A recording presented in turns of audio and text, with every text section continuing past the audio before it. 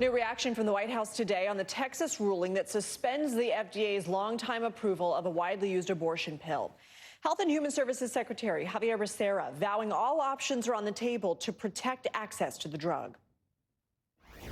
They certainly have access today, and we intend to do everything to make sure it's available to them, not just in a week, but moving forward. We've already filed an appeal of this court's ruling. One judge in one court in one state turned upside down the FDA's approval process for safe and effective medications. We have to go to court and seek an appeal. This is not America. What you saw by that one judge in that one court in that one state, that's not America.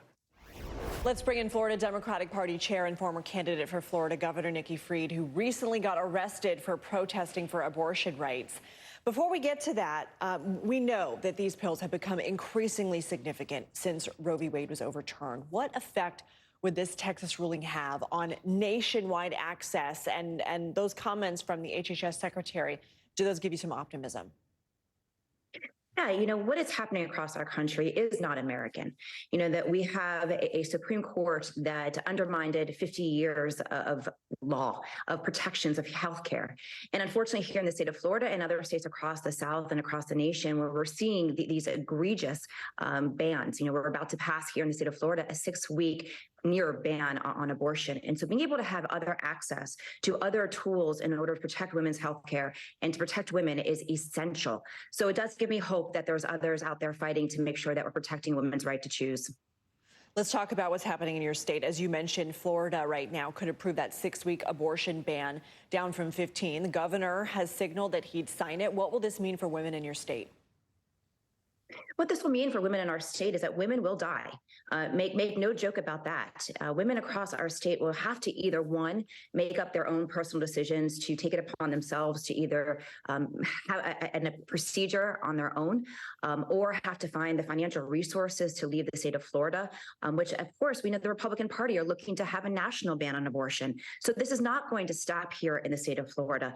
But we need women across our state and our allies to stand up and fight back, because we've got to make sure people understand that there is going to be healthcare repercussions associated with this ban. And unfortunately, here in our state, 75% of Floridians don't want this.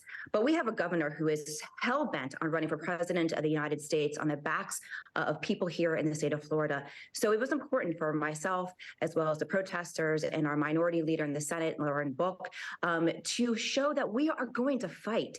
And it's important for people to stand with us and making sure that everybody understands what is happening here in the state of Florida.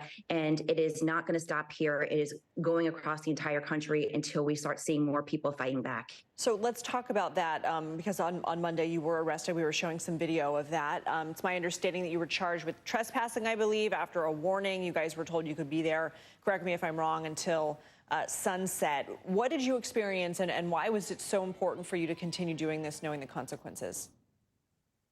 Let's take a history lesson for a second. Across the history of America, people have been protesting and fighting in wars and being arrested, and some ultimately being killed, to protect rights, to expand rights, to protect the things that we hold true as Americans. And so knowing that we have a potential of a 6-week abortion ban here in the state of Florida, again, that 75% of Floridians don't approve of, that we wanted to make sure that our voices were heard, that we were heard loud and clear, and we were peacefully protesting outside of City Hall. And the reason why we couldn't be at the Capitol is because Ron DeSantis, for the last couple of years, has made it near impossible to protest, exercise our First Amendment rights to protest our government. We can't go inside of the Capitol. We can't protest in the Capitol compound. He's even looking to expand outside of the Capitol compound into the city limits. And so we got women across our state came up to Tallahassee trying to fight back, bring awareness to this situation, because we know that the people are with us. And it's unfortunate that we weren't able to exercise our First Amendment rights. Again, we were sitting there and peacefully protesting. The city had just enacted literally 3 days earlier that this was deemed a park in front of City Hall.